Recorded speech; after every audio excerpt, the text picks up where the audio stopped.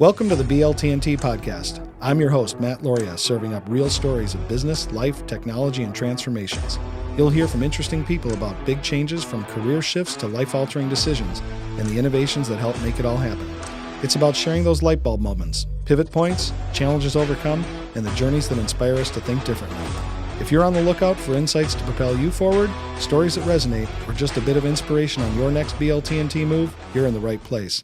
Let's dig in.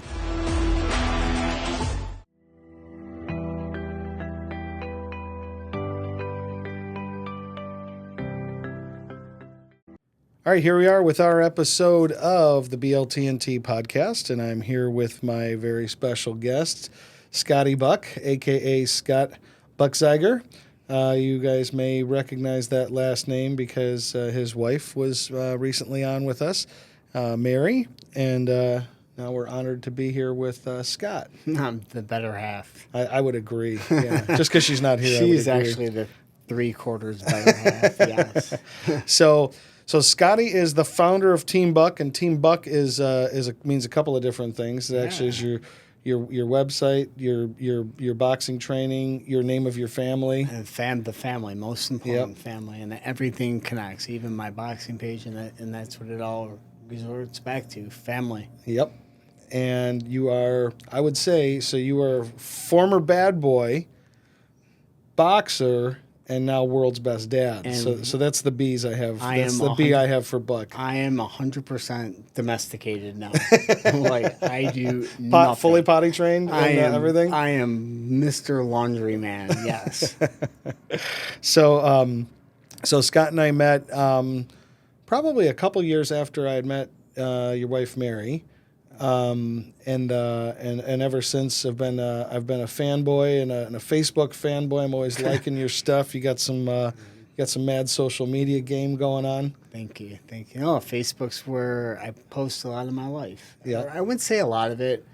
Some of it interesting. Like the minutes that happen when I first became a stay-at-home dad, domestic engineer, whatever you want to use. I use it as a resource, a vent.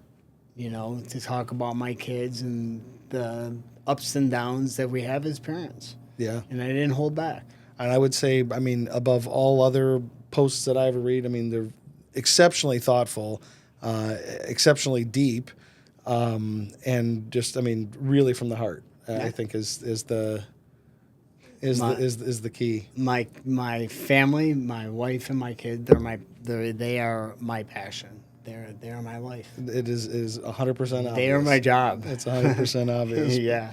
But I'm going to ask you a little bit to share, with people the things that I know about you and, some of your background and kind of, starting off where you grew up and kind of getting us up to present day and everything like that. But one thing we're really going to focus on is that you're kind of going through a little bit of a transition period here. With some with the growing up of your kids. So I want to make sure that we leave plenty of time to talk about, Scotty 3.0. I think it would be 3.0, right? Yeah, it's like boxer. Well, it's actually bad boy. It went bad boy, boxing, personal training. Okay. You got to add bad boy though. Remember, you told me you were a pretty bad kid. Yeah, it was okay. I try. See, yeah, you want to go to a place I don't want to go. So yeah. So high school years. Yeah. Boxing, personal training, met my wife, stay-at-home dad. Yeah. Like right there. I don't want to talk about high school. That's okay. You don't have to. No, it's okay. You don't have to. No, I think it's good. I think it adds a lot of, to me, it adds a lot of the depth and color to kind of just, who you've become today. And it actually makes me respect you even more to know like that you, the way you explained yourself before and where you are now is just mind-blowing different. So I think everybody needs to hear a little bit about it. I think it's great. Listen, if you're going to be successful, you have to tell other people so they can follow it. Yep. So I agree. Good. So starting us off, you grew up in Farmington Hills. I grew up in Farmington Hills. I graduated from North Farmington High School in 1989, barely. I got kicked out my senior year, and my high school years were just horrible. Bad student, bad kid, no direction, no guidance. You know, just had no idea where I wanted to go in life. I couldn't stand school, ADD. You know, couldn't sit in a classroom. Used to skip all the time, and it was just miserable. Like going to school was a miserable time for me. But it's not for everybody, Right? No. and we know that now. But back then we didn't. Everybody was shoehorned in the same racket. Put them on medication and all that stuff, and they tried all that. It just wasn't for me. I didn't learn that way, so I had a really hard time with school, and I was always in trouble. And the main thing, and I'm not, I think it's important too. Like everything was given to me growing up. My dad was very successful. And I'm not blaming them because you don't know how to be parents. No. Nobody does. You don't know what's right. You don't. They didn't hand you a manual. We didn't get a manual. And if there was, nobody would have kids, right? Because they'd be like, "This the is warning signs would throw you off. This is not worth it." But my dad came from nothing and wanted us to have everything, and I'm grateful for that because it actually helps me with parenting now too. Sure. That my kids, we give them a lot, but they have to earn it. Like I didn't have to earn anything growing up, and maybe it hurt me. It hurts you a little bit because you don't know how to work for things. Luckily, I'm driven, so I have that going for me. But it was embarrassing, a lot of it. Like I was driving a Corvette in my high school years. My dad had a Corvette, and he was like, "Just take it." And I'm like, so there was never any punishment. My mom had the right idea. She wanted to send me to military school. My dad wouldn't let her. Okay. And probably would have been the best thing for me. But my dad was just that type of guy. He's just a great guy. Giving guy. Huh? Yeah, and my dad Is he still with us? Yeah, my mom and dad are still around. My dad's 74. My mom just turned 73, and they're great people. Like I said, my dad came from nothing, so he wanted to make sure, we had what he did. Mm-hmm. He still works till this day. My dad wasn't some like Martin Luther King, I'm going to give a speech, rah-rah, motivational guy. If my dad taught me one thing, he taught me about family. And it's probably why I am the way I am today with my wife and kids. That's great.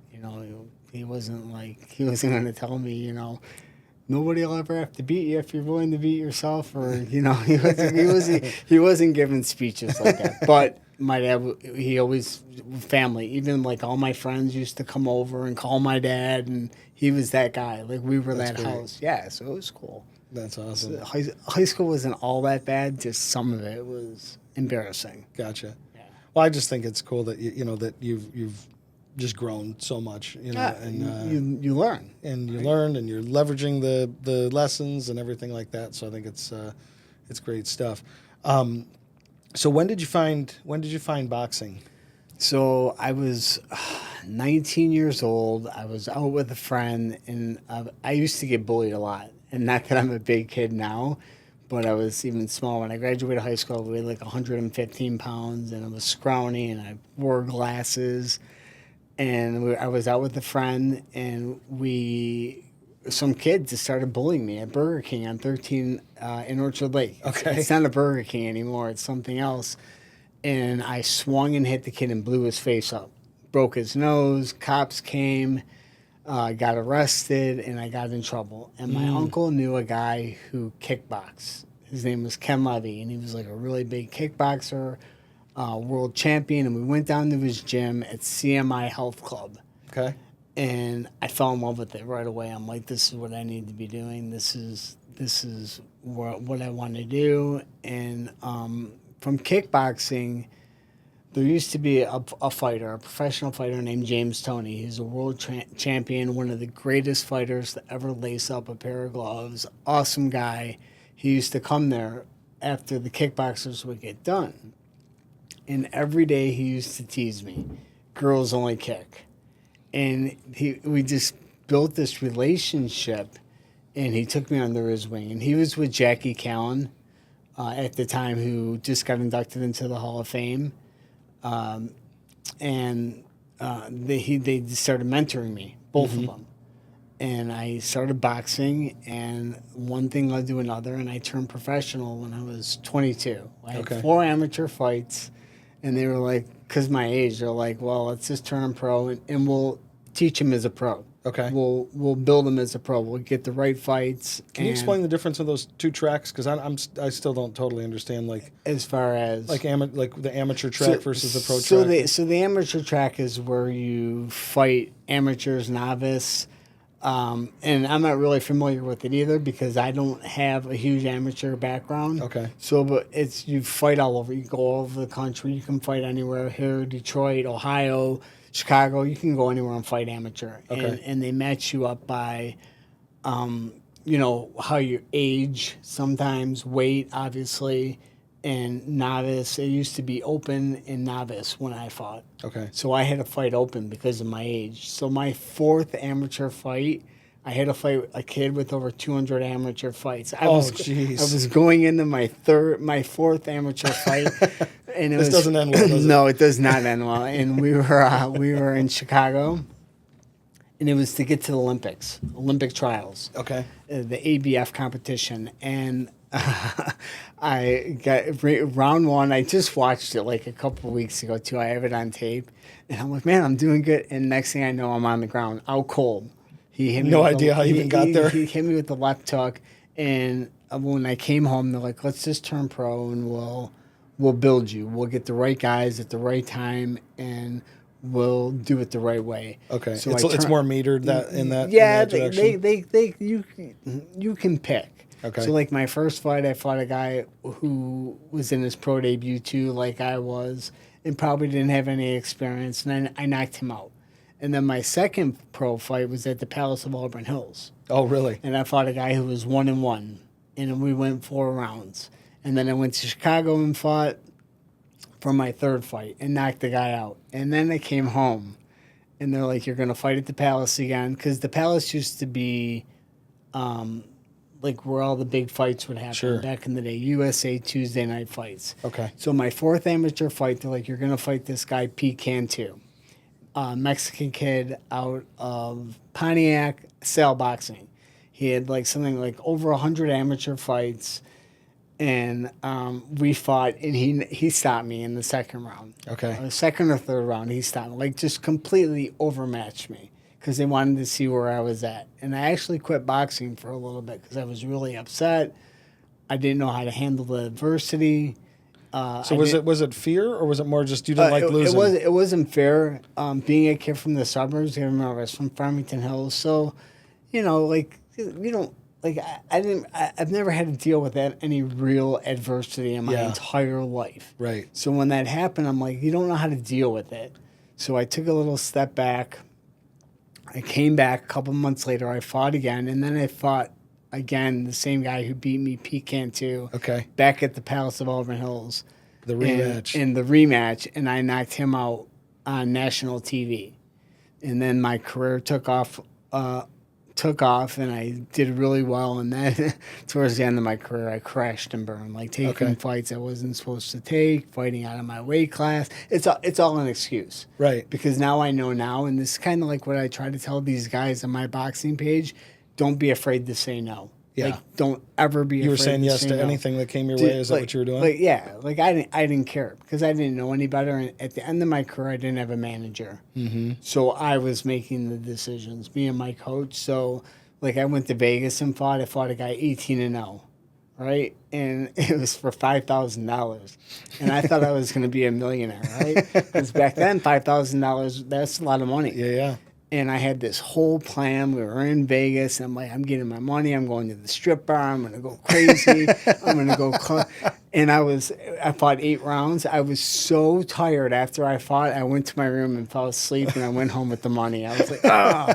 So, but that's probably better for you anyway. Yeah, but boxing was great for me because it taught me discipline, and it taught me how to work, and it taught me about people too, and that's really important. Like, I always say a boxing gym, the world should be like a boxing gym. Okay. Because there's so many different ethnic groups, religions, people, and it really taught me to listen to everybody and have an understanding. And if you didn't like somebody, there was always a ring, and you can get in and you can fight it out. But boxing really changed my life. And would you say even though you're fighting, I mean, like does that resolve a lot too? Like do you leave a fight like that and it's like, okay, it's over, or does it still like or is it like WWE wrestling where it's like I'll give you a great example. So I fought two guys, BLTnT, okay. And when I see him we'll see each other. It's all hugs, it's all love. And then when I fought for the Michigan State title, I fought a guy from Kronk. It was a big rival fight. Okay. I was with Galaxy, he was with Kronk, and we fought for the state title. And whenever I see this guy, it's all love. It's like, you know what? It happened. It's in the past. Whatever. Yeah. We don't talk about it. We don't. Every now and then, I'll show my knockout of BLTnT on the boxing page, but not to rub it in the face. Mm-hmm. To show as like an example, or hey, check it out. And sometimes, like, I think he gets upset about it, but I always think to myself, if that was me getting knocked out, he'd show it. Sure. And I would expect him to show it. Sure. Because you knocked me out. Yeah, it's a celebration. Right? Yeah. So, but I don't do it in disrespect at all. And I have nothing but respect for the people I was around. That's great. Yeah. That's great. So, so where's this evolved to... the boxing career now? Like what are you doing today with it? Or when did you actually back up and let's talk about the retirement and then how you kind of got back into it. So when I stopped boxing in 2002. Okay. And I went to work for my dad. Okay. And that was a manufacturer. My dad was a manufacturer's rep. Yeah, my dad used to represent Arm & Hammer, baking soda, China paper plates. My dad was very successful. And the industry's changed now. Nobody uses a manufacturer's rep. They just go online. The middleman is gone now. And he knew that was going to happen. But I was like, oh, here, my dad's successful. I'll just jump into this, and I'm going to be successful too. That did not happen. No, no, I didn't have the personality for it. I'm not a salesman. I don't like to force people to buy things. I'll show you, and if you want to buy it, great. If you don't, whatever. Yeah, there'll be somebody else, and it's Dad, just the way Dad knew how to my push through. My dad's a car salesman. Is he? Like, my dad, he could sell like a Ford Focus to somebody and tell them it's a Lamborghini. Like that's just how they my walk dad away is. feeling great. great. I'm like, it's whatever. My dad's just got that charisma about him. I don't. Not knocking myself. Everybody's different. I went to work for my dad for a little bit, and I was miserable because it was his way or no way. And I was out to breakfast one morning, and I saw this guy who owned the fitness gym. And he's like, you should come check out what I do. He knew I was a boxer, and come check it out. So I went to his gym, and it was like teaching, aerobics, and there was a boxing ring in there, and he was doing focus mitts with people, and I didn't know how to do that. He actually taught me how to do that. Okay. And I fell in love with it. I'm like, this is what I need to be doing. There was techno music playing, and I'm like, this is it for me. This is where I need to be. Quit working for my dad and became a personal trainer. I trained people like Lindsey Hunter from the Pistons. Okay. Back in the day, and that was awesome. Like, he's great. We still talk till today, me and Lindsey. I trained his son a little bit over this summer. It hurt really bad, but I trained them. He's in college. Because you get into it with him? We don't do boxing, but I put on focus mitts and we do different things. But the movement is so hard to do. I mean, you have to. I mean, they're hitting you. Yeah. Your hands and your shoulders, and I'm older now. I mean, I'm not old, but I'm not 25. You're middle age. Yeah, I'm middle age. Clearly in the middle age. Unfortunately. So I have done a little training on the side, but it's not my passion. Okay. I don't want to do that anymore. So I got into personal training, and that was great. I did that for 12 years. And what happened, like 2008, 2010, like in that time, the economy crashed. I lost all my clients. Actually, Mary's business, too, I don't know if she got into it with you or not. Like 2008, like she wasn't taking a salary. They closed the business for a little bit of time, and we were living. I was bringing, so we had it was reversed again. She was taking care of the kids, and I was bringing home the money. What I was bringing home from personal training, and things got bad, like really bad for us. We had to move in with her dad. We had 2 kids. We had to move in with her dad. I remember, like, her dad was great. We played Wii, bowling together. I mean, but we lost everything. Cars. I mean, it was a really tough time. Adversity. So like it was another time like adversity, and everybody sees now, but like they don't realize like there's been a lot of up, and that's not even that long ago. No. I mean, like no, those scars are still there. Yeah. So, but it's good because it makes you remember. You know, you could lose everything tomorrow. And to go through that and still, like to have my wife always be there and stuff. Like she always tells me though too, not to sidestep the question where we're at. Like she always says, "What's the worst thing that will happen? We lose everything and live in a truck and eat government cheese. At least we're together." And like that's part of Team Buck. Yep. You know, you go through the adversity and the challenges together. So when I lost all my clients' personal training, I actually went to work for Mary a little bit. Personal training, and that they had a company that sold aftermarket car parts. Okay. She's like, "We need you to go on the road," and I'm like, "I'm not a salesman." And I was driving around, going to like Shrams and like going in auto dealers and trying to sell headlights, aftermarket headlights. Okay. And they already had their companies. And I was just kidding. No. I'd sell one here, one there, like nothing big. And the company went under eventually. Like they're like, it's just not worth it. Yeah. And then as it progressed, I just said, okay. In 2013, our nanny passed away. Yeah, Mary told us about that. 2012. And you were the person. I found her, which was absolutely devastating. I mean, it had to be so traumatic. I couldn't even sleep in our room for like months. Like absolutely traumatic. Yeah. Like it was horrible. Like, I wake up crying like in the middle of the night. It was really bad. And when that happened, we were like, what are we going to do? You're working a job. I was still personal training a little bit. Her business was picking up where she's like, I'm going to go global. And I'm like, you're out of your goddamn mind thinking you're gonna go global. And I'm like, okay. I'm like, I got it. I'll stay home with the kids. You go chase your dream. And the first 3 years of staying home with my kids, I swear my life, if there was a bridge high enough in this area, I would have jumped from it. It was hell. What did the people around you say when they saw, Scotty Buck, boxer, personal trainer, like, and then all of a sudden this switch, and it's like, and it's like super dad, and obviously the first few years you said rough, but like, what was some of the feedback? Like, what you were getting. I got lots of things, and I know that you're putting stuff in your head too. Sure, yeah, and that was going to be my next question. Is like, how are you dealing with it?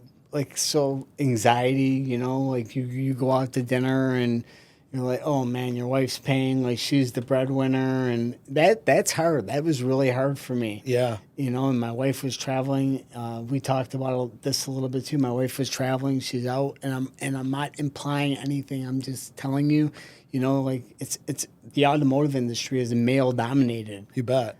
And that was really hard for me too, because my wife, who you out with? Well, this guy is the CEO of this company, and and that was hard. Like I'm telling you, like I went into a state of depression that was like a deep hole. Like my wife's like, and what I realized obviously is my wife loves me, right? But it's hard, like because you don't know. Like, sure. I'm a stay-at-home dad. I'm a maid. I'm a driver. I'm a teacher. I'm probably the wrong kid to be raising our kids. Like I'm not conventional, But there was a really tough time for me, and what happened was I found boxing again when I was about 43 years old, 44. When I got out of boxing in 2002 professionally, I swore I would never have anything to do with it ever again in my entire life, because the end of my career was such a oh God. Excuse my language, it was such a shit show. Like I was taking fights I shouldn't have been taking. I didn't have a manager protecting me and making sure I was doing the right things. I was making decisions based on myself. I was fighting out of my way. I mean, it's all an excuse. Yeah. It's all a learning experience. But I swear I would never have anything to do with it. When I was 43, I was like, I got to find something. And I went back to boxing. How old were the kids roughly? Would you just spitball it? So when I think they were like 10, 7, and 5. Okay, so little. They're little. They're little. But Yeah. I mean, like, you're still like, yeah. And my son, like, at that age, I hated him. Like, he nearly. Your son's your youngest. He nearly broke me. Like, and I'm not gonna say it. I'm gonna say it. So like when he was in first grade, he used to go to the bathroom in his pants every day at school. Right, so we lived about 30 minutes away from school. I'd go home, I'd get a call, you got to come change your son.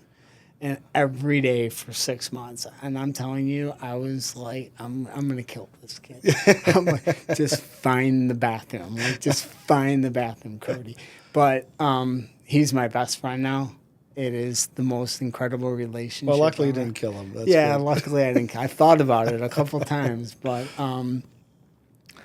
yeah, I mean, you know, it's just been interesting to say the least. Yeah, but you went back to boxing. I went back to boxing. Now, in what capacity though? So all capacities, which is kind of really cool. So you were actually fighting? So I was going to fight again. So for a really long time, I begged my wife at like 44 to let me do it again. And she's like, no way. You're just too old. And what really sparked the plug, or the light, was I stumbled on the fight. I heard about a fight with Tony Harrison and Bronco McCart. Bronco McCart was a stablemate of mine back in the day who was a world champion fighter. And I'm like, whoa, he's fighting again? He's my age. Mm-hmm. Like, he shouldn't be fighting, right? Like, I know this mentally. And I realized that, like, nobody was talking about it. And I didn't know Tony at the time. I do now a little bit. Great guy. And I was like, I'm gonna start talking about boxing on Facebook. I'm gonna create a page. And everybody's like, that's stupid. That's the dumbest. Nobody cares about boxing. And I'm like, I'm gonna make them care.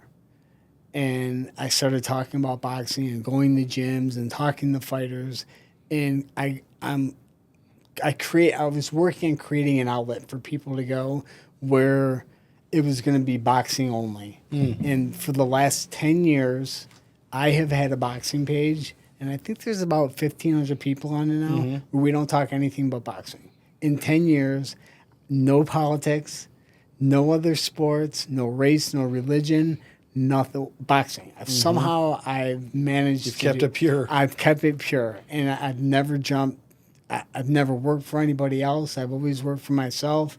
I've had offers, and I won't do it. I have a loyalty to the people on my page and myself, where we're going to do it my way. So give me some examples of what a conversation looks like on there. Or finish your thought, too. Yeah, well, I was going to say, so when I was 44, that was one avenue I got back into. And then I started training again because I'm like, well, if you're going to talk about it, you better start doing it, too. So the people knew you were serious. Like, anybody can talk a sport, but then go do that sport. Sure. So I started to train with these guys. When I was 48, I was going to fight again. And Mary gave me permission. And I'm like, we were actually in Vegas seeing a fight. And I'm like, Mary, let me do it one more time. Just let me do it. She's like, okay. So I came home and I knew a guy. His name's Coach J, Julio Hernandez, from World's Best Boxing Gym. There was another guy too, but he had too many fighters. Okay. And I was like, I need somebody who can really work with me because I'm older. I'm going to need some time. We're going to have to work. And he was the perfect guy. He really was. And I started training every day for 10 months, 2, 3. I mean, I went all in. What's training look like? So how many hours a day? I was running in the morning, wake up, you run, you come home. You do whatever. Is this after the kids dropped off, or so before like you I drop get them up off? Before they'd even get up, I'd be out on go and run. Okay. Or I take them to school and then I go and I run and then I go to the gym in the middle of the day and then I pick them up and then I go back to the gym in the middle of the day. Wow. Plus everything else that you have to do. You're not proud of it. the good old laundry. You got to do the laundry. You got to clean your house. You got to make sure everything's put away. I mean, that'll certainly keep you out of trouble because you had no time to do anything else. Here's the thing, like being a stay-at-home dad, I know how to maneuver around it now. But when you're first doing it and you're dedicated to it, I could do laundry. I have 5 people I could sit by the laundry room all day. Sure. And just pump laundry all day. And this kind of going back to where you were, like mentally, how that can destroy you because people don't think you do anything. They think you just stay home and watch Oprah. Right. Like you're a stay-at-home dad. You don't do anything. It's not true. Absolutely not. Like it's just not. And I'm not saying it's hard. It's not, but it's also like you have to find the system that works for you. Yeah, it's busy. It's not sitting around. It's like you take the kids to school, you end up at the grocery store, you go home, you do a load of laundry. The next thing you know, you're picking up your kids already, and then you're doing homework. I don't do homework with the kids. Yeah, I'm not good at that. I'm going to specify that right now. I learned my lesson with my first daughter. Stay out of the homework because that'll ruin a relationship. Okay. Like especially when because you got to be the heavy with it, or especially when you don't know how to teach.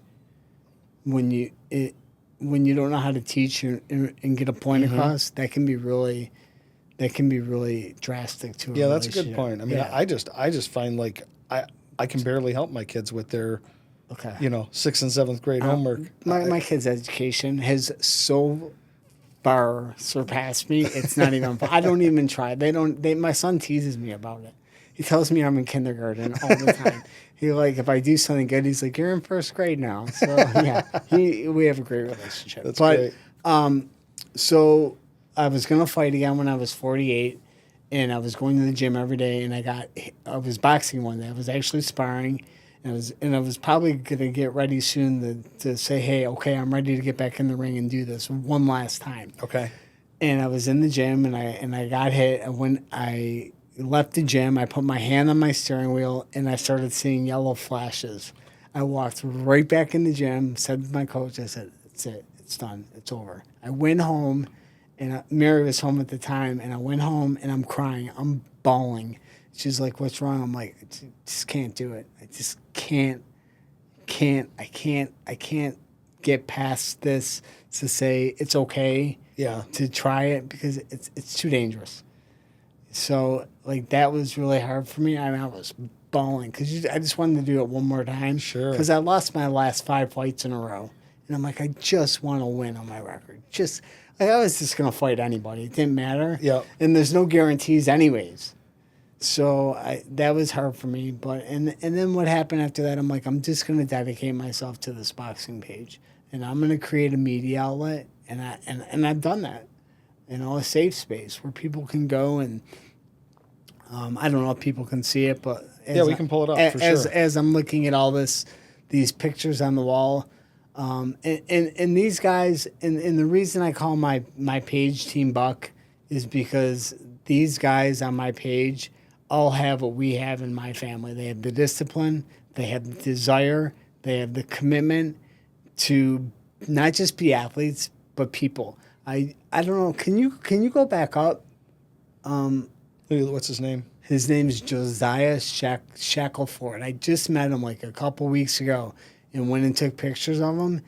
And this guy blew my mind because I saw him at a bar playing the piano. Right. So what I try to show people is they're not just fighters. They're people.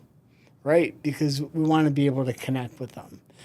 And I saw him playing the piano, and I was like, "What's going on here?" I didn't know him, and I reached out to him. Did you know him as a boxer? I didn't. No? I didn't know him at all, and I reached out to him. You literally walked up to a piano player. Is that how it happened? No, I saw him on Facebook. Okay. He made a post of got it. A story, actually, him playing the piano. Okay. So I reached out to him, and I said, hey, I'd love to show my room you playing the piano and boxing. And I thought it was just so interesting, right? Like, here's a guy, who gets in the ring and fights, but yet you're playing the piano. Like, gospel. Wow. On top of it. So I reached out to him, and he's like, great, come on down. And he, on top of everything else, he's this super dad. Really? Right? So I got this connection with him automatically. I go to the gym. His 4 kids are there. He's feeding them. And then at the end of the night, he's sitting down, he's taking off his glove, and his daughter takes paper towel and she's patting the sweat like off her dad. And I'm almost in tears, like to see the love that this guy has with his family. Yeah. And I try to express that to my page. That's what we do on my page, to show these people that they're more than just boxers and a fighter, that they're human. It's just cool because they have lives. Yeah. I mean, yeah, they're dedicated to their sport, but they have that little thing, that zen. Like they all have that zen that keeps them clear, and it's cool to me. Like it's neat because I didn't have that when I boxed. I boxed. Okay. Like, that's it. And like, that was your identity during that time. Like I just boxed. Okay. And like I didn't do anything else, and that was my job. But like now thinking about it, like I never had that outlet to unfocus. Because I think it's good to have something to unfocus on too. Like plays the piano. Like boxer plays the piano. I think that's cool. Yeah, I've never heard of that. Yeah, so it was cool. That's great. Well, we'll make sure that this is up, shown on the Yeah, it's cool. on the episode for sure. Thanks. This episode of the BLTnT podcast is sponsored by Auxium, business IT and cybersecurity designed to outsmart chaos. Empowered by Juniper Networks. Automate your network with Juniper Networks and the Mist AI platform, the world's first AI-driven wired and wireless network. So, you also told me like a couple of things like that you said boxing and my wife saved my life. and then you're only grown up because of your wife. Yeah, so can we talk about that a little bit? So when I was in high school, like I said, I had no direction, I had no guidance, and I was just doing whatever I wanted to do. When I got in that fight and I found boxing guided me to the next stage of my life. I get to say I was a professional athlete. I had 26 professional fights. Mm-hmm. That's awesome. I got to fight in Vegas. I got to be on live TV, and boxing, like I said, taught me discipline. Well, you said you would have been in jail I'd be dead. I'd be dead for sure. Like drugs, something. Like I'm telling you, like no. Not just like I just had no direction, boundaries. Nothing. No, I had nothing. Like I just did what I wanted to do. I was always in trouble with the police, something, speeding, fighting, something. Like I was always getting in trouble. I was just reckless because my dad was always there to save me. Mm-hmm. Right? So I was like, whatever. My dad I probably put a lawyer's kid through college, like my dad. So, but you learn, like, right? Yeah. Like and that's why I don't talk about it because it is embarrassing. Like it's yeah, but I just think I think beyond it being embarrassing, I think that, you got to remember, I met you in your 40s. Yeah. Okay. So I meet you as super dad boxer, like got it all, like from my perspective, got it all together. You know what I mean? And so then as I get to know you better, and then you kind of tell me like how you came to be, it's amazing. I mean, it's really great. I'm telling you, shit show. Yeah. I was terrible in my teens, like horrible, like terrible. I was just a bad kid. In boxing literally saved my life for sure. Like gave me that. Show me what team was all about. What about like was there a specific trainer that it manager that it wasn't really training. Was it the whole? It was the whole perspective of like being in a gym with other people. I got to travel. I got to live in Las Vegas. I got to live in California. You get to be part of a team. You understand even though it's an individual sport, yeah, you have teammates. Okay. Right. So like you're waking up every morning, you're running with people, you're traveling with them, you're fighting on the same card event. Like I said, you're getting in the ring, you're alone. Yep. But these people are always by your side. And if I didn't have boxing, honestly, I would be in jail for sure, or like literally dead. Wow. Because I was just going to follow anybody or any path. I just didn't know any better. Unfortunately. And then when I met my wife, she saved my life, for real. Because when I got out of boxing, I got involved in drugs. And if I didn't meet her and she didn't show me how to turn my life around, I would for sure be dead. Wow. For sure. I mean, I don't know if she said it on her podcast, but the first time she met me, I was in Birmingham, laid out, I swear, laid out and on the lawn in like Booth Park. Okay. And I mean, like, had a rough night, like went out the night before. And like I'm crying, I'm dealing with anxiety, I'm in depression, I'm crying. She'll say, she's like, I have no idea why I stuck around. I'm like, charity case. I was a charity case. But when I met her, I changed my whole life. Like, I went all in personal training. I dedicated myself to it. And I was like, this is it. She tell you the story about my tattoo? She did. That's what I was going to say. So I want to understand from your perspective. I fell in love. I was like, it had to hit you pretty hard. Yeah. And how did you just like, how'd you know and just go all in? Because I don't think at that time tattoo removal was as advanced as it was today. It's such a great story. So we met, for people who don't know, we met at Club Blue in Detroit. Yep. And luckily, I don't even know how we remembered each other because it was just, we're kids. You're kids. You're having fun. And I went to work for Al Irish at his gym, and she came in because she bought a gym down the road that was a competitor. And she came in, and one thing clicked, and we really became friends first before anything else. And she was married at the time, and she got divorced. Mary was married at the time? She was married at the time. We Okay, were friends. And she got divorced, and it was like, I don't know, it's like 2 months into us dating. I'm like, she's the one. I'm like, this is it. She's it. And I went and tattooed her name on my arm and wrapped it around my arm, and like this whole thing with a heart right here.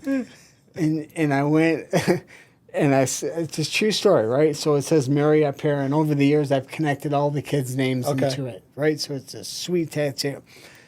And when I went and showed her, she's like, she looked at me and she's like, you have to be out of your goddamn mind. She's like, I hope your mother's name's Mary.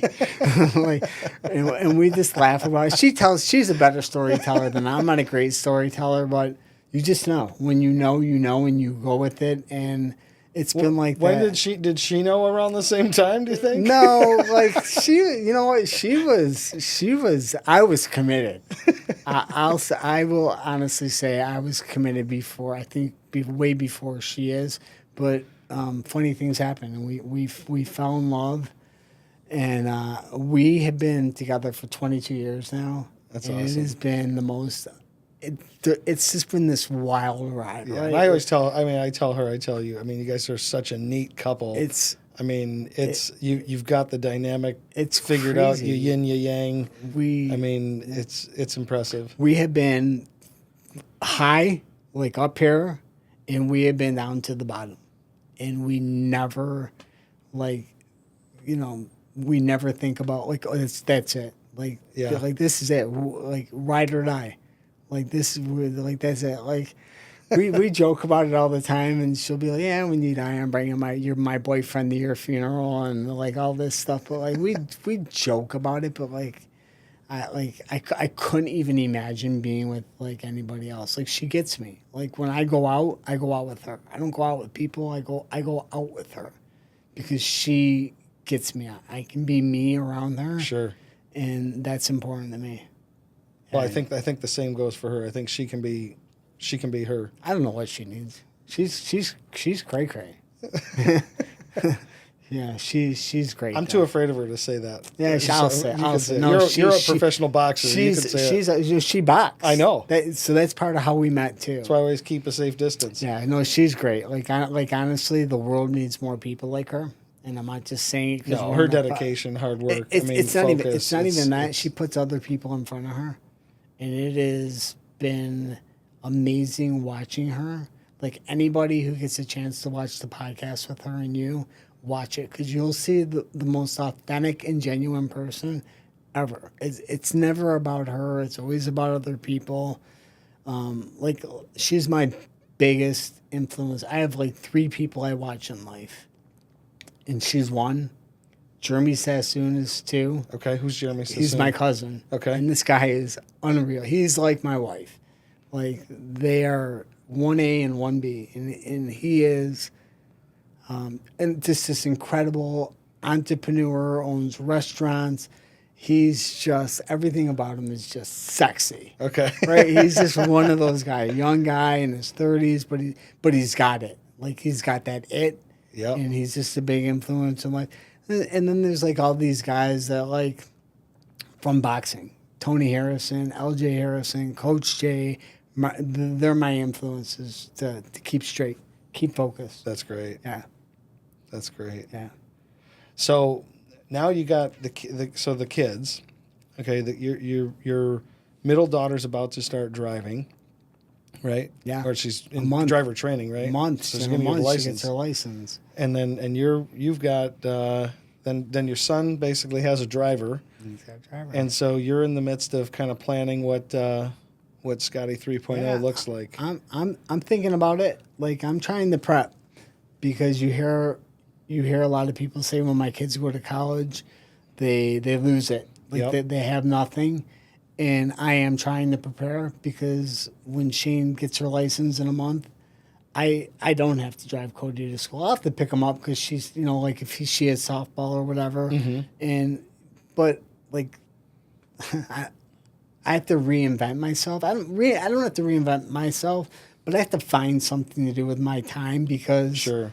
Well, you've been so productive, right? I mean, you can look back and say all of what you did raising your kids, super productive. You did something good. It worked. Right. Right. And now it's like, okay, you don't want to just go do something to do it. You want to do something that's meaningful. I need to do something that's going to be passionate. I do not want to wake up in the morning and say, oh, man, I got to go to work. Mm-hmm. Right? Like, if that's the case, I'll just stay home and fold laundry. And I don't want to do that either, because I'm not passionate about that. But yeah, like what is next? And maybe it is my boxing, something like my boxing page, and focusing on that. I just started a Shopify store where I'm selling like clothing on it, but it's not. I mean, it's not a job, right? But it's just something to put out there, like where I make shirts and they say Detroit on the back and boxing gloves, and it's cool, right? But it's not going to something that I can dedicate a couple hours to. Like, I need something that I can go to and be part of and feel like I want to make an impact. How about that? Have you thought about being a trainer again? I don't want to do training, and I don't want to do managing, and I'll get into that. And I don't want to promote, because that's just a ton of money and really risky. And managing has always been very interesting to me, but you got to find the right fighter, right? It's like a stock. Mm-hmm. You got to know when to buy, and then you got to know when to sell. So that's always been something that really interests me, but I love talking about it. Like, I like not knowing I'm in control of my situation, so I like going on my page and, okay, well, here's the topic. This is going to interest people. Like, I figured out a way to make myself a media content, and you're engaging people, right? Yeah, like that's important to me. Give people a safe spot where they can go and they can engage back. What's the community look like in boxing? I mean, obviously here you've got this following, right, on Facebook, roughly 1,500 people, a lot of which are active, right? I mean, a lot of people are active. Yeah. It's not like they just joined and are sitting on the sidelines. I'm lucky where there's a lot of fighters will comment. I have a Hall of Fame referee that comments all the time, Frank Garza. Mm-hmm. Jackie Callan, she'll comment. There's other promoters that'll get in the page. I wish more of them would do it, because I always felt like if the people could connect with the promoter, that would be great. Hey, I went to your show and I didn't like A, B, and C. Not that they're going to change it, but if they say, oh, you know what, yeah, we'll work on that, right? Like, but they don't, it's hard, like. So, and you've thought about, I'm assuming you've thought about podcasting or streaming or some sort of media like that. I've had a couple opportunities to podcast. It's not my thing. I'm not confident behind the mic. Okay. Where I'm comfortable behind it. Like doing this. Could have fooled us. Like doing this is hard for me. And the reason I do it, because it's good for your confidence. And when you leave, you feel good. Yep. And I'm very spiritual. Okay. So I like to have a clear mind, my Zen. I don't let anybody mess my Zen. If you mess my Zen up, we're going back to bad boy days. Like my Zen is very, very important to me. So that's why I do stuff. What like throws this. you off? What throws you off when you're not feeling it? I have like bad anxiety. Yeah, I'll give you a great example. Like coming to this show today, I'm like, oh no, here we go. What's it like? I told Mary, but she's cracked. She actually called me laughing at me today. I'm like, she's like, what's wrong? I'm like, I didn't sleep last night. She's like, why? I'm like, I don't want to tell you. She's like, tell me so I can make fun of you. That's just she said. I said, well, I'm thinking about this show, and then yesterday I went to take pictures, and I'm thinking about it, like what I got to do, and I can take a certain situation and I can flip it to be the end of the world. You blow like my anxiety. You catastrophize. Yeah, really. So like before I came here today, I meditated. Okay. All right. I went and worked out. I swam. I worked out, and I took time to meditate because it's important to me to live. Two things I want in life: I want to be healthy and I want to be happy. That's it. I don't care anything else. I don't. I would use the word peaceful when I think about you too. I mean, is that a word like that try. you go with? So see this tattoo right here? What's that one? It's called a mindfulness spell, and it reminds me to be in the now.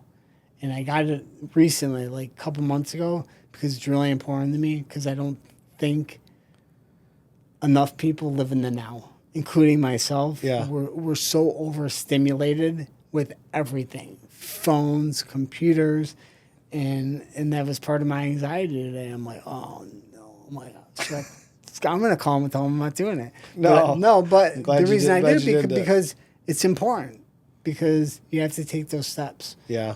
Yeah, and it makes you feel great when you do.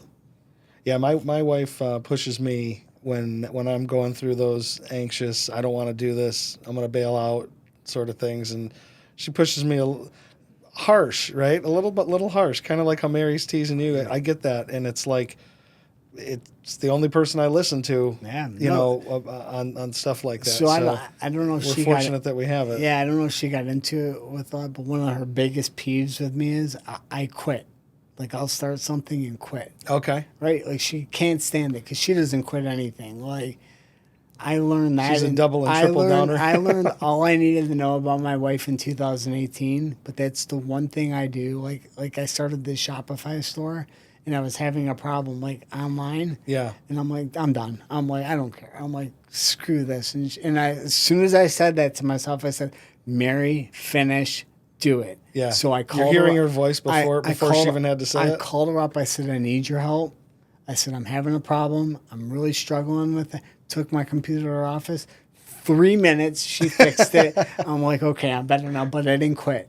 Yep. Right? I didn't quit. And I got her in my voice, in my head, and I'm pumping those things. But I learned all I needed to know about her and fight and desire in 2018. Yeah. So in 2018, that was when she went and you guys moved to China. You got to fight the tariffs, and the bad vendor or the bad client. Yeah, I'm sure you've heard of it. Yeah, I learned all about like any other family. Yeah. would have packed up and folded. For sure. We somehow or another thrived. Like it took us a while, but. Yeah, when she told me she was going to fight the tariffs in 2018, I said, "You're out of your mind. You're nuts." And she told me, she's like, "I'm gonna win. I'm gonna go and I'm gonna win." And what happened? She went and she won. Yeah. Unfortunately, it was like the worst day for her because she went and she won and came home and her dad died. Like same day. Crazy. Like it's crazy. I still, because she's one of those people who just go. I don't even think she realizes like ever taken like. She's so busy. I don't ever think she's like taking the time to sit down and be like, I don't think my dad's not here. Right. Because she's always going, and it's great. Like every now and then I said to her, do you ever sit back in your seat at the office and just be like, man, this is cool. Like the good, the bad, the ugly. And I don't know if she ever does that. I think she does in her own way, right? I mean, I think she realizes. I think she realizes how fortunate she is to have you. I think she realizes, a lot of that. But there's a lot of go. There's a lot of gas. Yeah, There's and a lot, I've lot never, of gas pedal there. I've never in my life met anybody like her. I've been around world champion boxers. I've been around NBA players who are champions. I mean, I've been around champion athletes. Nobody can carry her gym bag. I'm telling you, she is awesome. That's I mean, fantastic. she's my number one in life for sure. That's Without amazing. that. Yeah, it's cool, and it's worked out great for us. So what else do you do to relax? I do yoga. I work out a lot. Okay. Call of Duty. Okay. Tiger Woods. I'll play the PS5. They just came out with a boxing game, Undisputed. I'll do that a lot. I love to golf. Okay. Like if I could go back 35 years and do anything in the world, and like that, like box or golf. I just started golfing. We got to go Oh golfing. my God, dude, like I could golf every day, twice a day, 7 days a week. Like, Okay, I can't do that. But I could go once a week. Yeah, I know. I'm just saying, like, if I could do anything in the world, that sport is my zen. Like when I'm on the court, because it's so peaceful. But I'm also known for breaking clubs over my knees, which I did a couple months ago. And my son, this is great. My son, I was golfing with my son because I want my Cody to learn how to golf because I think it's important. So it's like a life sport, one of those sports where your friends can go and you can hang out. Yeah, and you can do it forever, right? Yeah, and as long as you're not right. And we went totally golfing, hurt. and he was frustrating me really bad. And I went to tee off, and I like totally just barely even hit the ball, and I threw my club, but my club went in a stream. And he's videoing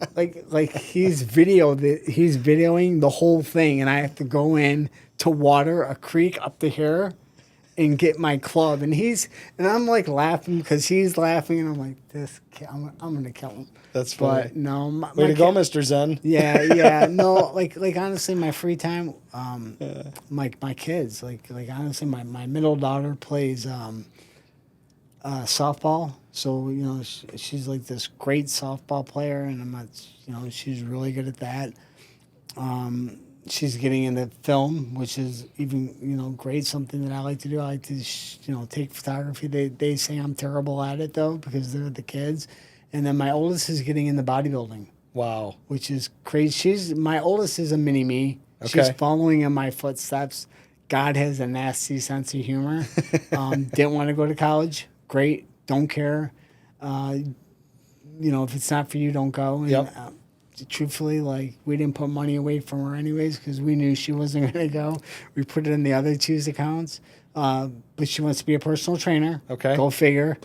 And she's getting into fitness or bodybuilding. I would love to tell you. I'd love to tell you, but she doesn't talk to me. Okay. So we have a very we love each other, but a little strained right now. Yeah, like I did a lot of damage. She was the oldest, and when Mary was traveling, we didn't talk about it. Mary used to travel a lot. Yeah. Like 6-7 months out of the year, she'd be overseas, and I had to raise. Right, by myself. Like she was the oldest going to school, and sure, it was hard because you don't know how to raise a kid. No, you don't know how to handle problems. You don't know what to do, and every kid is different. And you do your best. And that book, where's the guidelines, what to do. Oh man, that would have been helpful. But you say things like I attempted to throw her out of the house a couple times. You just don't know. Mm-hmm. You break their confidence, and you don't realize that until after you do it. And it was hard for me, like honestly. And she remembers it because she's like me, very spiteful. Mm-hmm. She holds grudges. She's gonna hold it a long time. Like she'll call me when she needs something, money, or something like that. Hey, Dad, can I use your car? Because she likes to drive my car every now and then. Yeah. But it sucks because like I'm seeing she has this great relationship with Mary where she calls Mary once a day, and I'm like, oh man, I'm like, I raised you. Wish I had that. Huh? I'm like, yeah. So it's tough. So that's hard. Well, and I'm trying not to cry. It's okay if you do, but I think it's going to come back around. Yeah. No, they say they come back when they're older. Yeah. So she'll come back, but she's my heart. Like all my kids, right? So Ryan's my heart. And I label all my kids. Ryan is just, she's my firstborn, and I will do whatever I have to do for her. No matter what, Shane is my favorite. She is she is mini Mary. That Shane is going to change the world. Okay. She's mini Mary, a 5.0 version of Mary. Like, I'm telling you, this kid is special. Wow. My son, he's my best friend in the world. We were just talking about it yesterday. When he goes to college, I'm packing up. I'm going with him. You're going to buy a house right down the street There from him? is no way I can go on. And we were talking about this. What do you do next? Wherever he goes, I move. Like, and if Mary wants to come, she can come. If she doesn't, you can stay here. But I'm going. Well, maybe he'll go to OU and make it easy on No, you guys. I think he's going to go out west. He tells me all the time because he drives me nuts. He's like, I'm moving away, far as I can from you, and I'm getting cats because I'm deathly allergic. Okay. So he knows I can't come in the house.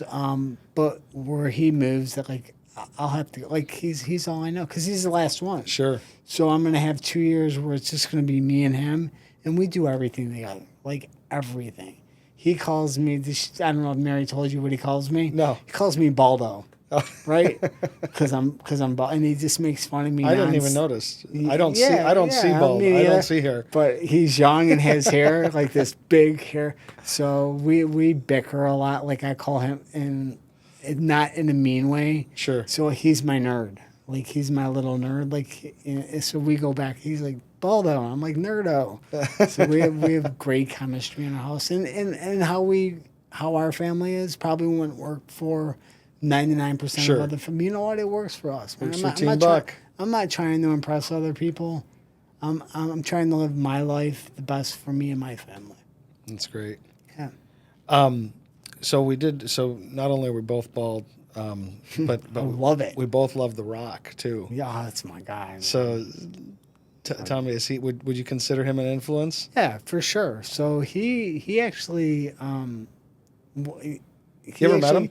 No, Me neither. No, that'd be cool. Yeah. No, there's a couple guys like The Rock, Wahlberg. Yeah.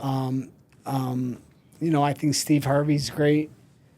There's a lot of guys they've been through the adversity and they know what it takes, but they all have the same story too. In a way, it's like it's all the same story. But I'm a big Mark Wahlberg guy too. Mm-hmm. Love Wahlberg. But The Rock actually helped me out with my boxing page because someone was complaining that I swear too much on my boxing page. Okay. And I told him that I see The Rock. I saw The Rock in an interview and he swore, and I'm like, well, if The Rock can swear, I can swear. Sure. Right? Like, because people relate, they know.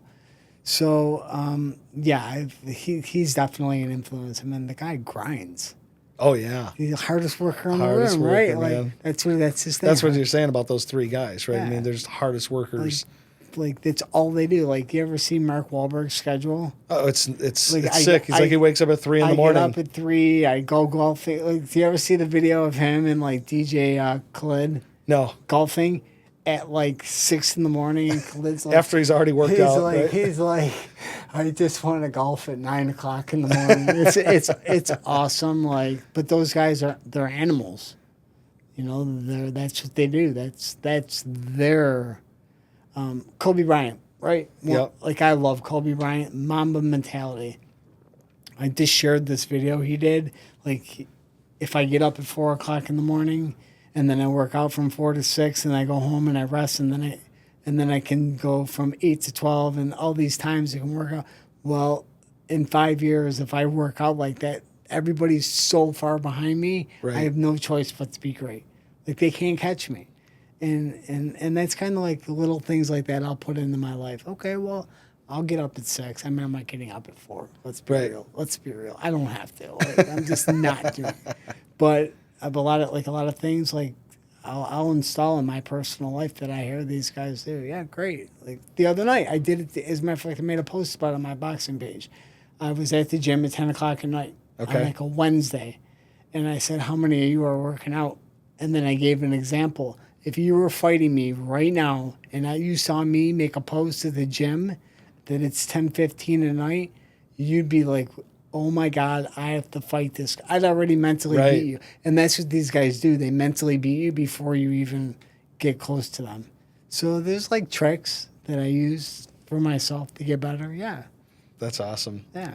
I just love what you see is what you get. I'm sorry that you struggle with the anxiety about things, because the Scotty that we see is got it all together. So just so you know, the rest of the world thinks that. Yeah, no, I mean, but how do I put this? We all have good days and bad days, and I used to not be able to get through my bad days, and now, like, what I do is I'll use my Facebook, and a lot of times people think I'm trying to inspire them with what I write, but I'm really talking to myself. You're doing it for you. I'm really right, and like, so I just made one the other day about going through a hard time, and people are like, "Oh, I needed that." You know, I needed that too. Yeah. I'm really talking to myself, because it's a venue, not a venue. Like an outlet. It's an outlet. Yeah. Really, where people can talk, and social media is. I love social media. I am a social media guy. I like it too. I mean, I will scroll 10,000 TikToks in an hour. I'll try to, when my kids come over and party, I'm trying to do the dances. Like, I enjoy, like Mary always says, you were born in the wrong era. Like, I think this era is just so creative. Yeah. I love everything. Yeah, I can't believe the stuff that they can do just inherently that it would take. It takes me having to watch a YouTube video on. It's awesome. Yeah, right now I got two things. My two main focuses. We'll add three: happy, peaceful, and healthy. And I try to control it. Yeah. I'm selfish with myself. I don't hang out. I have a very small circle of friends. Mm-hmm. I don't even know if I have any friends. Like, honestly, I'm always with my wife. I'm always with my kids. I go out by myself. I enjoy. What do you do when you go out by yourself? Like, I went to Townhouse last week in Detroit, and just you end up like there's always somebody to talk to, right? The bartender, I scroll Facebook, there's always something. You're never really alone, Right. Like, if I go out in Birmingham, like, I'm gonna bump into somebody, right? For sure. So, like, I was eating breakfast a couple weeks ago at a restaurant, and there was a guy actually at Townhouse Birmingham. I was there. And a guy I knew from working at Snap Fitness. Okay. When I personal trained there, used to train there, he slid over and we had lunch together. That's great. And I'm like, okay. So you're never really alone. Yeah. But I don't, like, when people are like, let's go out, anxiety, that's when anxiety hits. Okay. Because I like to drive myself, I like to be in my own car, and I like to pick up and go when I can go. So I went to a bachelor party 3 years ago in Tennessee. And everybody was at the strip bar, right? True story. And everybody was there, and I'm like, it's terrible. And don't get me wrong, I love the strip bar as much as the next guy. But social anxiety, like, when I'm done, I gotta go. Yeah. I'm just ready to go. Yeah. And I picked up and left, and everybody's like, "Where'd you go?" And they got, I don't want to say they got mad, but it's kind of like a crappy thing to do.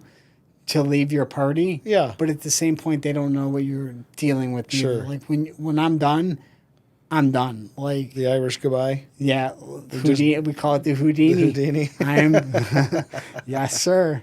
So, I just like to have fun in life. That's awesome. My family's my ultimate thing. Well, man, you're a great guy. I consider you a friend, so I hope I'm in that small circle. Yeah, and, for sure. It's not big. I appreciate you very much, and I'm so glad we did this, and I hope we do it again. I think what we should really do is I think that people should see what I get to see, which is you and Mary together, and we'll just kind of facilitate a conversation. I think that would be something to share with other people. I think that's a very special thing. We are funny as hell together. I agree. And we do not hold back. One we might need to edit. We might need that. We might need that. Oh my God! That's like honestly, I couldn't. I was gonna say I don't know where I'd be in life without her, right? And I know this is great. Like, going back to what you were saying, like, how do people handle that? And the first thing I think about is, because financially she takes care of you, right? But at the same point, I always think to myself, well, she wouldn't be where she's at if I didn't do what I did for the last 15 years, right? Sure. So just backtracking to what we were talking about earlier, like I used to get a lot of anxiety about that.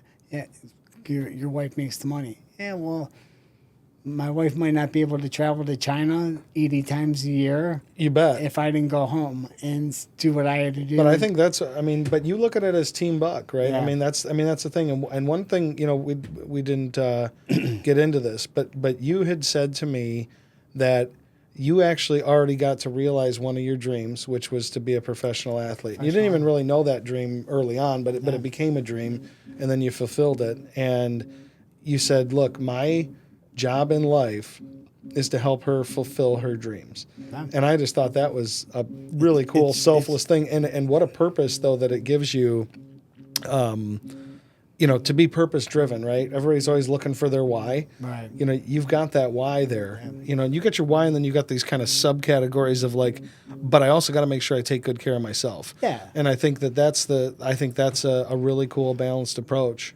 We have our core values. Yep. It's almost like running it like a business. I swear on my life. Like you get your core values, and then you got all your stuff. You probably learned that in Vistage. Yep, probably. I probably learned that from my wife, from her going to Vistage. But you have your core values, right? What those mean to you, and then you have all this other little stuff spread around. Yeah, all your goals and everything else. And honestly, we don't get off our values. Yep. Right. We just don't get off them. So, yeah, I don't know. Me and her on one show. Oof. We're going to do it. Yeah, I tell you what. If you ever get a chance, watch boxing with her. Okay. Because you want to talk about someone who's brutally Gets honest. intense. Yeah, it's fun. No, she's great. Like, honestly, like, she's my wife. And I'm not just saying because we're on her. Like, she's epic. Well, that's awesome. To say the least. Definitely. Yeah, check out the podcast with her because she's direct. I don't want to say blunt, but she's intelligent. Sure. She has a great thought process. Like speaking for her, she's just natural. I think the other you put all those things together, but then also the word fearless, right? And like what she said to me is like, hey, after all the shit I've been through, nothing, especially in business, right? And she caveated that, right? Because I think life can bring some major craziness, but especially business, right? She is literally not worried, and she'll be just as happy, with you in the van down by the river eating government cheese. But nothing fear. She has no fear in the world of business. I've never met anybody in my life who went back to school at 48 years old to get 4 master's degrees and did nothing with them. Yeah. Right at the tail end or during COVID. A total shit show. Yeah. COVID. And she almost stopped. So this goes back to me. Did you push her? I don't remember. I don't want to. You should take a little credit for it. I don't push her because I try to. When I try to pep talk her, she's like, I don't need your pep talks. That's what she tells me because she doesn't. I'm telling you, she's got that. She's got that in here. Meet her. She's just got it. Driven. It's not even driven. Honestly, something makes her tick. I don't know if it's to prove people wrong. I don't know what it is. I was telling Jackie that I was going to text you to ask her what makes her tick. Because there's something chip on the shoulder. I don't know, man. Yeah. It's crazy. It's absolutely nuts how driven she is. It's crazy. Try living with her. It's all you, buddy. I know when I go to, because I worked there in 2020 in the shop, the floor manager or whatever you want to call him. He taught me how to do everything, drive a high-low, and I had to step in 2020 and work there. I had to become the floor manager because everybody got sent home, and she's like, Scott, you're going to work. Wow. And I had to learn how to drive. I got my high-low ID on me, right? I'm certified, and shipping, receiving, all that stuff because nobody was there, and they didn't shut down. So there was still product going in and out, but nobody was there. But the guy who's the shop manager, the floor plant manager, he always tells me, he's like, I don't know how you live with her. He's my guy. He gets to go home at night. She's awesome. She's great. Well, that's great. She's by far the best part of me. That's awesome. Yeah. That's awesome. Well, thanks for everything. I appreciate you being I here. appreciate you having me and thinking I had something to say that people could relate to, and that's the idea, right? I think they can. I hope a lot of people see your page and both your web page and your enjoying your Facebook page. Thank you. As well. I mean, I'm learning about boxing as we speak. Enter my Facebook page. Enter at risk. Yeah, at your own risk. Yeah, because I talk about my kids a lot, and it's easier for me to write than talk. And no, I'm not a great writer or anything like that, but I know how to get my point across. You do. I don't know the difference between two, and there, and there, and there, and there.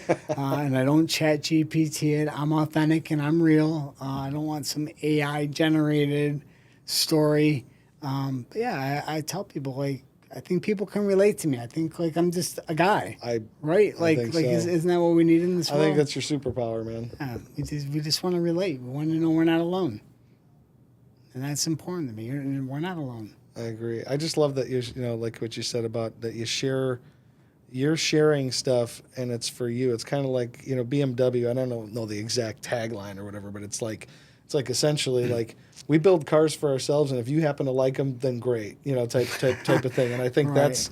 that's what made me, what I thought about when I'm thinking about your post. It's like, yeah, he's writing this for himself. It's deep, and all these people around you though are catching something from it. But you didn't go into it writing it with this purpose of like I'm trying to be this inspiration. You're like, no, I got to get this out, and it's helpful for me. And it's going to help, and a beautiful byproduct is that it helps other people. It's like an open diary, right? That is a perfect way to explain your post. That is a perfect way. It's like an open diary. So on the way here, I was like, man, I'm going to pull over. I'm going to pull the car over, which I never do. I drive in text, and I'm going to write about my anxiety this morning and what I'm going through. And I'm like, do you do voice to text at least? No. Come on. Are you kidding me? You got to start doing that. I know. It's so dangerous. My kids consistently yell at me, and I'm bad with it. Yeah, I promise. You got to work on that one. I promise right now on this show that I will work on not. We've got a relationship with a group that actually their whole premise is to stop distracted driving. So Mary jumps on me because there was you might know him. I think his name's Steve Kiefer. That's what I was talking about. Okay, the Kiefer Foundation. So Mary told me like his son died from someone texting, right? Yep. And so I'll work on that. Right now I hang there because I have the same problem, but I hang their little bracelet. Okay. Right, the Kiefer Foundation bracelet is in my car on the turn signal, reminding me. And I had two for a while. I think one of them got sucked into the vacuum at the car wash, but I had one on the dash where I hold where my phone holder is, and I had it there because I have the same. My mind's going, and I mean, and you said you have ADD. I have crazy ADD as well. Which is good that we were able to put this together with two ADD people. I swear I saw like 5 squirrels run by there, and I'm like, well, no, I mean, that's like a lot of times when I talk, I'll lose track. Well, I was on Facebook the whole time you were talking. I do the Donald Trump. The weave. The weave, yeah. I'm like, whoa, what happened? So, no, I mean, everything's great. Life is good, and yeah, like I said, it's my Facebook page, not my boxing page. I keep them separate. I keep everything separate. Yeah. And boxing is boxing. And when something happens that I think that I need to hear for myself or people want to hear. That's on your regular Facebook page. My regular Facebook. Yeah, that's good to explain it to people. Yeah, because not everybody likes boxing. I'll tell you what, the one bit of advice that I'm looking for you is the shoes. You're a shoe guy. I'm a shoe guy. I am like I got way too many pairs of the same boat shoes around my house. You would probably look at those and say, "No, they're okay." So I'm getting older now, at 53. So something that I did earlier in the year. So I got hurt earlier this year. I hurt my back. I herniated my back, and it got really bad. Went into depression. Pinched, pinching on a nerve. Sciatic down both. I could barely even move. I mean, I'm miserable. And I got back into yoga, and when I was at yoga, I was talking to one of the teachers there, and she's like, "You need to be a yoga instructor." She's like, "When you talk, it is genuine and authentic." Mm-hmm. And she's like, "I'm telling you, you need to be a yoga instructor." Oh, I like that for you. And I said, "That's great." but I can't even touch my toes. She's like, that's why you need to do it, because Yeah. people can relate to Absolutely. that. So she's like, gave me all these books to read, and I start reading these books, and it's like they're speaking to me. It's about being mindful. It's about living in the now. And I'm like, this is, and then there was one about the 4 agreements. Oh, I love the 4 agreements. Right. Yeah. No, I can't rattle them off perfectly, but Okay. I can pull them up real No, quick. so Do you know them offhand? Be don't- impeccable don't- with your word. I know that be one. impeccable with your words. Don't let what other people say offend you. Don't assume, and always try your best. And I've been living by these things lately, and I'm telling you, like, my whole life has changed. But back to Jack, like, you got to put this up. back to what you said about shoes, clothing, right? So Yeah. in the beginning of summer, I'm like, my whole like this vibe changed, and I'm like, you know what I'm gonna do? I'm gonna pull the Mark Zuckerberg and Mark Cuban, and I'm gonna go and I'm gonna start wearing the same thing every day. My thought process is like, why think about what do you want to wear? You bet. Find something that just looks good. So I did. I went out and bought Viore pants, a couple pair, different colors, and I wore like it was summertime, like these just good life T-shirts, like nothing fancy, V-cut or sweat, and I just wore the same thing, and like shoes like this, Stan Smith Adidas, Yeah. and I just went simple, right, and my whole vibe changed. I'm like, man, this is It is. great. It's Because you're not it's kind of thinking about freeing, it. isn't it? You're not thinking. I'm not thinking about it anymore. Because Yeah, my wife bought me a bunch of the True Classic T-shirts. you Okay. know, and just she's like, and she bought them for my house here and for our condo up north. And she's like, here's every color. They're not even expensive. Okay, they look good on you. She's Right. like, just wear these. Just stop wearing all the other stuff. And I was like, this is so easy. Yeah, Right, this is it's so easy. I that- got that was- Lululemon pants and shorts and those shirts, and unless I need a collar, then Right. then everything I have is bought at a pro shop. So I just buy everything. yeah, no. So I used to be one of those guys like I Gucci this, Fendi that, and keeping up with the Joneses. And I'm like, this year, like I said, I started reading these books, and I'm like, what are you doing? I'm like, Yeah, are you doing simplify, it? right? I said, are you doing it for yourself, or are you doing it to impress other people? I said, what are you doing? And this is a true story.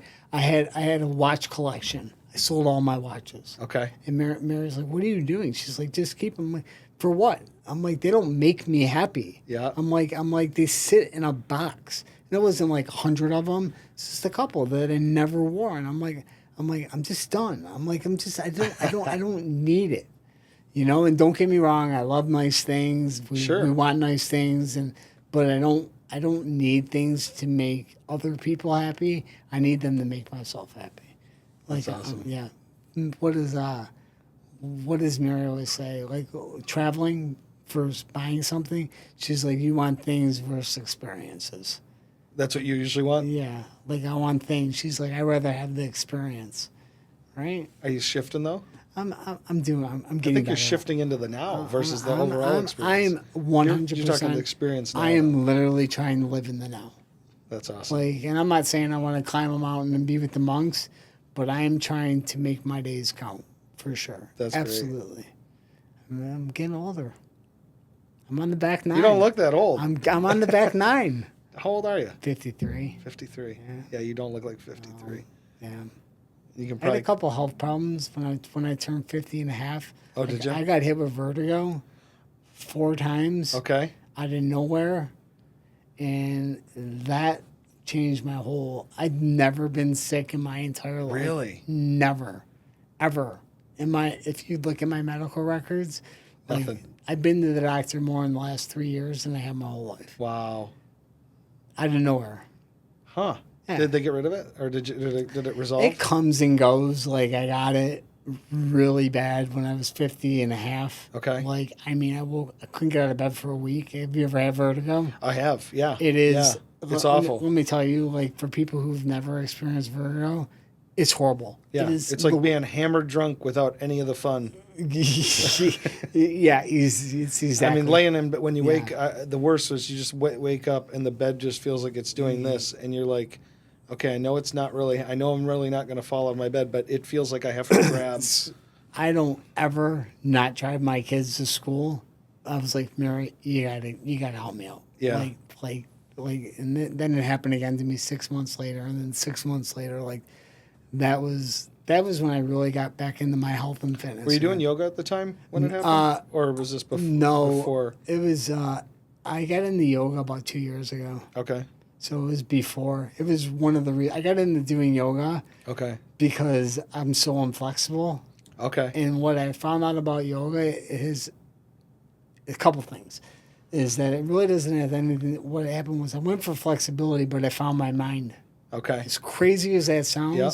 like I don't even care. Like I go now, like I'll go and I just do my own thing in the class. Yeah. And if you notice, other people do too, because they're there for their space. Yep. It's not like I'm some yogi. I'm not hugging trees. No, I got you. But it really allows me to just close off to the world. Like I don't have a phone when I'm in there. The stimulation is zero. Mm-hmm. It's you and my mat. Yeah. And I love it.